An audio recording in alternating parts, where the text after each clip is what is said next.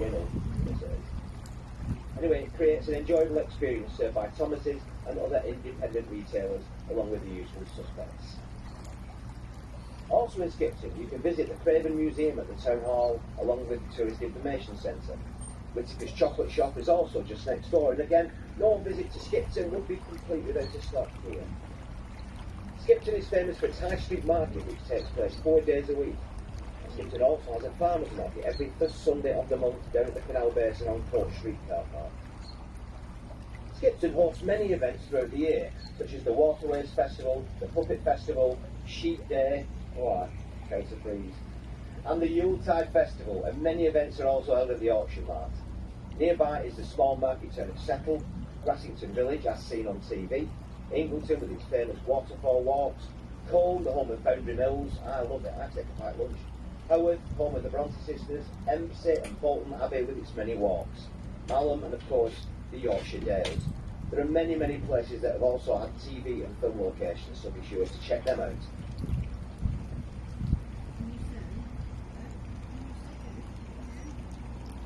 A number of notable people have been born in Skipton. In 1838, the philosopher Henry Sidgwick was born on May the 3rd. Thomas Spencer, the co-founder of Marks and Spencer, was born in Queen's Court, Skipton, in 1858. On the 18th of March 2010, a bronze statue of the great Freddie Truman was unveiled on the promenade of the Canal Basin. Freddie and his wife lived in the Craven village of Flasby near Skipton. If you didn't see it before you got on the boat, please have a look when you disembark. Noted in many history books is the biggest punch-up ever to take place in Skipton. It happened on the night of the 16th of August 1842. Over 3,000 got stuck in, and all took part in what was later called the Great Anna Hills Fight. Chartists, Luddites, plug-drawing rioters, call them what you wish. They were all on the march and they were desperate. Meanwhile, in other areas, rioters entered Low Mills, Chapel Hill Mill, the Skipton Woods High Mills, as well as Dewhurst Mill on Broughton Road. They were all pulling out the plugs from the bottom of the boilers and letting out the water, which made the steam to drive the power looms. With the leaders demanding money from the mill owners, terrified house owners threw their possessions into the thoroughfare before locking their doors. Back in the town hall, at the Tourist Information Centre, the defender came up with a brilliant idea. While Magistrate Wilson began to read the riot act in the High Street, timber merchant John Settle was pretending to be a Chartist leader and spread the news that carts made ready for the distribution of the loot were assembled at Anna Hills. The rioters were to withdraw there immediately. The route worked. Can you believe they fell for that? Well, they did. And only on reaching Anna Hills did the rioters realise that they'd been duped and were hell-bent on returning to smash up Skipton but improvised. By pressure of the local football rioters. Rioters were dispersing everywhere, driven into neighbouring lanes, over hedges, across fields, the soldiers and their bayonets bringing up the rear. It was reported that no shots were fired and comparatively little blood was shed. How much of a riot, really? On the subject of riots, a not very bright friend of mine was arrested in last year's London riots. He was caught coming out of Argos, where he'd nicked 200 catalogues. And on that dubious note, to a collection of dubious notes of a different kind, is some wonderful music from Nick's favourite orchestra, playing the Blue Danube. That's what I call it, Lee.